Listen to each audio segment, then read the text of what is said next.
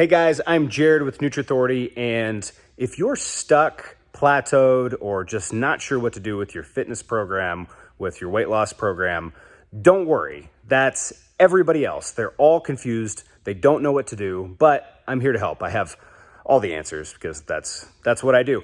But realistically, guys, I've been working on this quite a bit, and I want to go over some of the problems first. Why you're plateaued, what most people do, and what you shouldn't do. So first, why you're plateaued kind of correlates into what most people do. And why you're plateaued really is because you didn't know what you were doing in the first place. You didn't focus on the right things. Everybody does plateau. You will hit a plateau no matter what, but not knowing where to go or not knowing how to change it is because you didn't know what you were doing in the first place, which is good. That's why you're here. I'm here to help. This stuff's really not that complex, but we make it complex by having so much information out there and nobody has compiled it and put it down into a simple format, which is what I've done. And I've got a little bit of it over here, and I'll show you guys more of that after I go through kind of what other people do. So most of the time I imagine people plateau, or at least I hear from people, they plateau, they give up, or they plateau, they're confused, they don't know what to do, so they work harder. It's not a bad idea. You know, you're going to the gym 4 days a week, you jump it up to 5 days a week. You want to, you're doing a little bit of cardio, you jump it up from 30 minutes to 45 minutes a day. Whatever your goal is, it seems like people grind in harder. Other people might jump it around. You got to keep your body guessing, right? On your workout programs, on your diet plans, things like that. You got to switch it up. So you muscle confusion, that kind of thing. And they jump from plan to plan. They jump from workout to workout. They always hit the plateau and they just switch at each plateau. The problem is they're never breaking through the plateau. You have to break through the plateau to make progress. That's where your body has stopped. And so to make progress, you have to do the right things and put them into practice. If you got started with a workout program, if you got started with a meal plan, those things factor in some of the right things for you to do, and you just followed what they said, which is right to some degree because it got you here, it got you some progress, but it's wrong because it's not made for you and you're not changing it based off of what you need, which is why I'm here. And so what I've come up with is a little bit of a guide of what's important in fitness and what's not important in fitness. And there's so many things people focus on: how much cardio, what types of cardio, what kind of diet should you do? Should you do keto? Should you do intermittent fasting? Should you, how much protein should you have? All of these different things that are out there, some important and some not important. So I put those together a little bit into this rough draft drawing. Yeah, I know it's pretty high quality. And, but what it really represents is from the bottom part here as the most important. Think of it as your foundation. It's a pyramid. It could be a house. It's the foundation. It has to exist for the rest of it to be worthwhile. So if you don't have your foundation, everything else will be rocky. Some of the foundation is built into things like meal plans. For example, some of the things on the foundation are progressive overload. That's working out with weights to get stronger or to increase endurance, reps, sets, volume, things like that. You're going to the gym to improve. And if you are improving, you're doing progressive overload. Another one's rest and recovery. If your workout program incorporates, 5 days of workouts or 4 days of workouts and then 2 or 3 days of recovery, 3 days off, that kind of thing, you're incorporating some rest and recovery. Water intake, if you're paying attention to how much water you're drinking, if you've even started to increase your water, you're on that. And meal plans generally have that kind of thing. And disciplined consistency is my other cornerstone on here. That's phase one of what I call the pyramid, for a lack of a better term. So phase one is really just getting your foundation under here. You need to hit the gym, and this is regardless of weight loss or muscle building, because if you're losing body fat, you want to keep the muscle. If you want to be fit, you have to have muscle underneath the body fat so that when you lose the body fat, the muscle shows through. Otherwise, you just get skinny. You can lose weight. That's great. If you want to be skinny, you can just restrict how much you eat and move more, and you don't have to worry about how much muscle you're building, how you hold on to muscle, or anything like that. But if you want to have muscle, if you want to be fit, you have to hold the muscle while you diet. You have to build the muscle in the first place and then show it off by stripping the fat away. That's what this pyramid's about. It's about how to feel good, look good, perform better, and how important each thing is. So like I said, the very top, not important. The very bottom, very important. So how much protein you take in is very important. How much water you take in is very important. Those kind of things lay out the foundational levels. The next level up is about where you're going with it. The bottom level, it's about building muscle. It's about holding muscle and keeping muscle. The next level up is, where are you going to go? Now it's time to pick your direction. Do you want to keep building muscle more aggressively, or do you want to switch directions and instead focus on fat loss? If you do, either way you go, you need to know how much food you're eating and what kind of calorie content, macros, things like that. It doesn't have to be perfect. You don't have to know everything, but you do need to know how much of something that you're eating so that if you want to lose weight, you can shift the balance of energy. You can eat less than you burn, and you do burn it with progressive overload. In fact, you burn a lot more with progressive overload in terms of calories than you do with cardio, because it's so much more taxing on your body. Your body has to recover muscle, so it has to use those calories for muscle recovery later on, even the next day, the next 2 days, things like that. So if you're going into the more serious level of direction or focus, level 2, phase 2, the food tracking, knowing what you're eating, your energy balance, is absolutely one of the most important things you can do. On the other side is progress tracking. Same kind of thing. If you don't know how much you weigh, if you don't know your measurements, if you don't know your strength in the gym, if you've gone up on deadlifts, squats, bench press, things like that, you're wasting your time. You're spinning your wheels. You have to know what progress you've made so you can know what you can change. You also have to know what you're eating so you can know what to change. So those two tie closely together on this next level. This next level is more of a serious level. And in the middle are your exercise selection and your program structure. You get more bang for your buck out of certain exercises like deadlifts than you do off of something like a dumbbell row or a machine row.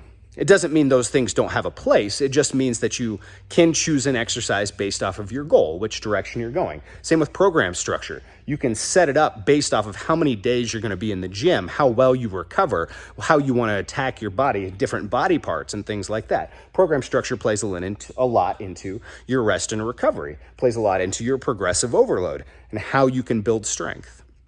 These things are the most important things. These are the things that you're not likely paying attention to if you're plateaued. And if you are plateaued and you have all this information and you're paying attention, it's just a little tweak. Sometimes for fat loss, it's just a little tweak on your diet. Sometimes on your workouts, it's a little tweak. Swap out, on exercise selection. If you're stalled out on an exercise and you won't get any stronger, you can't add reps, you can swap that one exercise. You don't have to swap out the whole program or jump from plan to plan to plan just to make a small change. A plateau is just an opportunity for you to figure out how to get past it so you can get better. The next level up of this pyramid, less important, but still important, are your food choices. People focus a lot on things like avocados versus almonds versus, peanut butter and almond butter. And what fat source is the best? What carb source is the best? Those are important things. They have health merits. They have other digestive merits, and they have beneficial things. But you can see based off of where they're at, there we go, camera's off. Based off of that, you can see that they're not as important as tracking your food, how many calories you're taking in, what your macros look like, how much protein you're getting from powder or from meat, from chicken, things like that. So food choices, while important, is less important than food tracking or energy balance for weight loss or even for muscle building.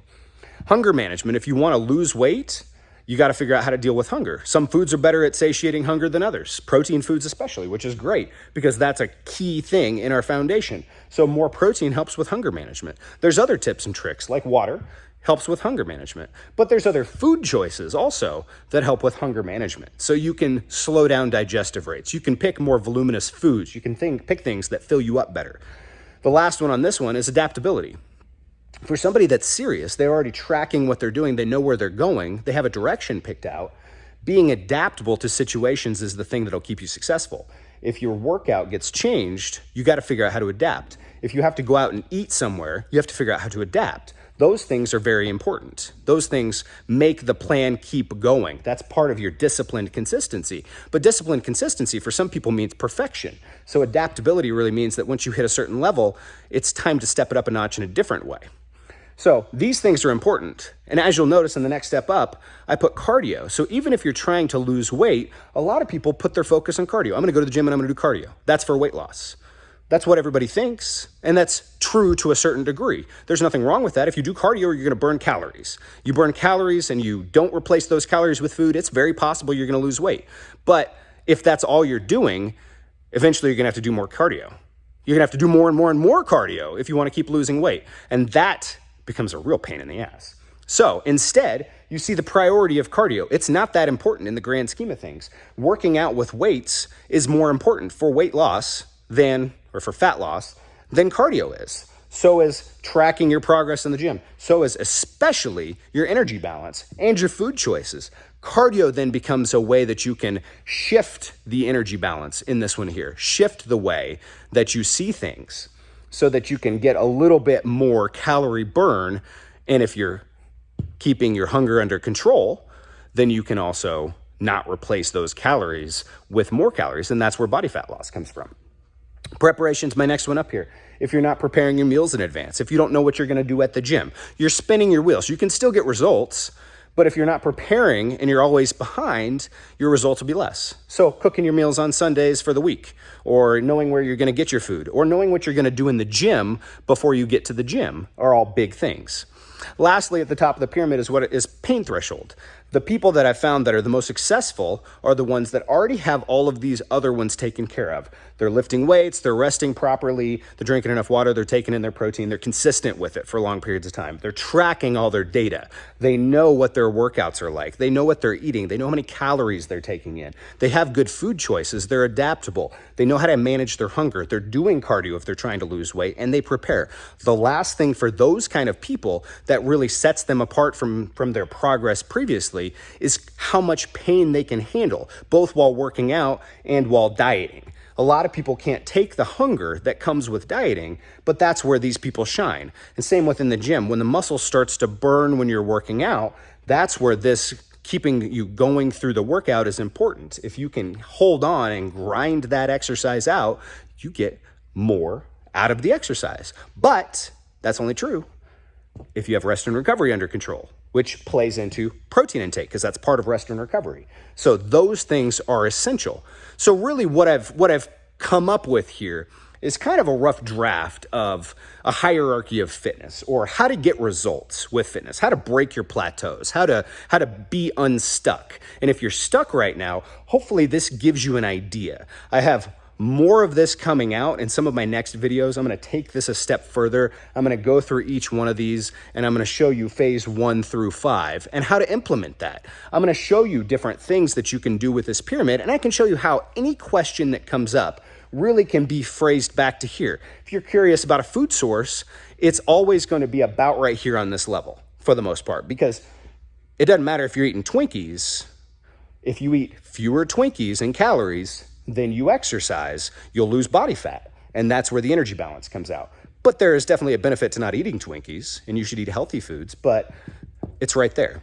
So you can see how everything has its place and everything fits together. And that helps to make fitness simple. It helps to make your results simple, and it helps to make your results predictable. So there's a lot of information, of course, that each one of these little pyramid blocks has in it. How much protein should you take in? What kind of protein sources should you get that from? I mean, that's a question up here, but if you're taking in protein down here, you can reference this and see, okay, it's not that important what kind as much as it is that I get it in. Later on, once you get it in, you can focus on the kind. You know, if you have to drink protein powders to get your protein in for a little while just to bump it up because you're not hungry enough, then that's what you got to do.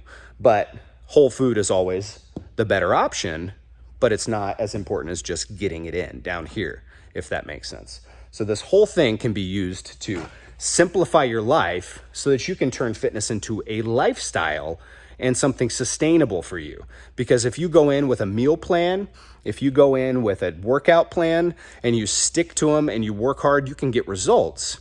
But that's not a lifestyle. You're still following what somebody else has laid out. It's not sustainable. It works for a while. You do it until you go to the beach. Then you come back from your vacation and you don't have any reason to do it anymore. So you kind of revert back. And so you relax a little bit. Or maybe you're done completely and that's it. But if you go back and you want to revert back here, you can go down to phase 1. You can say, I'm going to take a break, but I'm going to be on phase 1. Phase 1 is I'm going to work out with weights. I'm going to rest. I'm going to eat protein. I'm going to drink water. And the rest of it's going to take care of itself. So if you guys found this helpful, please like the video, subscribe, comment on it, share it with your friends, anything like that. I'm going to be coming out with some more videos shortly to help explain this. Probably going to put this into some sort of a file format like a PDF or something so you guys can take it and implement it yourselves. But I hope this helps. I hope this helps to explain how fitness works together. And guys, you can do it. It's not that hard. I will help you. Let me know if you have any questions. Hit me up on YouTube, hit me up on Facebook, Instagram, email me, Nutrithority.com if you need to get a hold of me. Thanks.